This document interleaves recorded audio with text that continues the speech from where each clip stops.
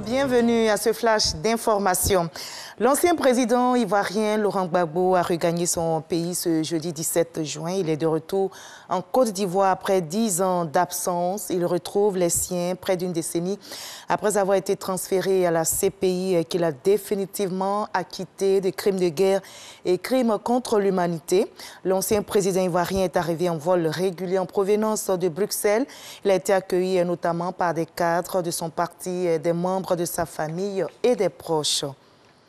Voilà, l'ancien président ivoirien Laurent Gbagbo, je rappelle, a été définitivement acquitté de crimes contre l'humanité par la justice internationale. Il aura passé 8 ans dans le centre pénitentiaire de Scheveningen à La Haye, aux Pays-Bas. Retour sur les grands moments de son procès jusqu'à son arrivée au pays avec Gabriel Zani. Ce jeudi 17 juin, Laurent Gbagbo revient de Bruxelles après son acquittement en appel prononcé le 31 mars dernier. Ce retour, après des années de procès, s'apparente à une autre vie qui débute pour le fondateur du Front populaire ivoirien. Tout commence avec le refus de l'ancien président de céder le pouvoir à l'actuel président Alassane Ouattara, vainqueur au terme de l'élection présidentielle de 2010. Arrêté le 11 avril 2011, il est placé à l'hôtel du Golfe, puis transféré à Korogo dans le nord du pays, où il sera assigné à résidence. Quelques mois plus tard, le 18 août 2011, Laurent Gbagbo est inculpé et placé en détention préventive pour crime économique. Il est incarcéré 8 mois en Côte d'Ivoire. À partir du 30 novembre 2011, à la suite de son inculpation par la Cour pénale internationale pour 4 chefs d'accusation de crimes contre l'humanité, il est incarcéré au centre de détention de la Cour à La Haye aux Pays-Bas. Les avocats de Laurent Gbagbo réclament sa relaxe. Son procès conjoint avec celui de Charles Blé Goudé s'ouvre à La Haye le 28 janvier 2016. 82 témoins pour l'accusation, des centaines de requêtes et de décisions. Le 15 janvier 2019, Laurent Gbagbo est acquitté par la CPI après plus de 7 ans de prison préventive.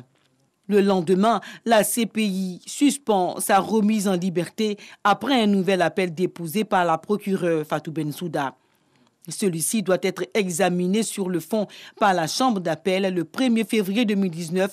Dans la même décision, Laurent Gbagbo et Charles Blé Goudé sont libérés sous condition. Laurent Gbagbo est toutefois tenu de résider en Europe en attendant un éventuel procès en appel. Le 16 septembre 2019, la procureure de la CPI, Fatou Bensouda, fait appel de l'acquittement. Laurent Gbagbo demande à la CPI la levée des conditions de sa liberté conditionnelle le 7 octobre 2019. Le 6 février 2020 s'ouvre le procès en appel devant la CPI pour la levée intégrale de la liberté conditionnelle de Laurent Gbagbo. Alors que la procureure générale et l'accusation plaident pour la reprise du procès en appel, la défense réclame la relaxe de son client. En mai 2020, la CPI lève plusieurs contraintes de la liberté conditionnelle de Laurent Gbagbo. En particulier, il récupère son passeport et la possibilité de sortir de sa commune de résidence. Le 31 mars 2020, la Chambre d'appel de la Cour pénale internationale rejette les requêtes de la Chambre d'accusation, ce qui confirme la mise en liberté définitive de Laurent Gbagbo.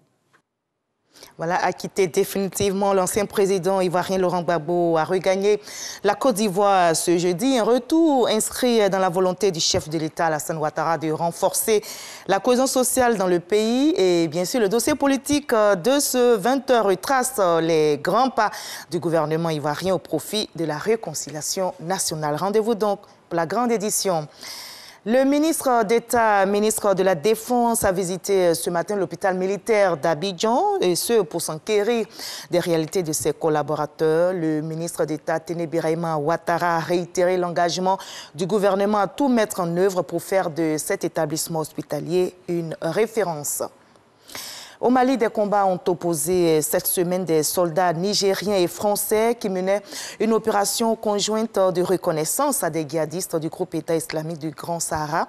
Le déploiement conjoint des Barkhane et des forces nigériennes est toujours en cours. Des responsables du groupe État islamique du Grand Sahara, dont Rissa Al-Sahraoui, lui aussi ancien pilier du Mujao, ont été capturés.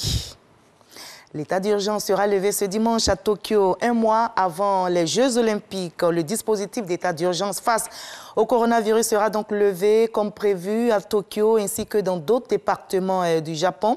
L'annonce a été faite par le Premier ministre japonais. Cependant, des restrictions continueront à s'appliquer à Tokyo et dans d'autres départements jusqu'au 11 juillet prochain, notamment pour les bars et restaurants qui devront continuer à fermer en début de soirée. Et c'est ici que l'on s'arrête pour le Flash Info. Je vous donne rendez-vous à 20h pour la grande édition. Mais suivez tout de suite l'info régionale pour avoir toutes les nouvelles de nos régions ici en Côte d'Ivoire.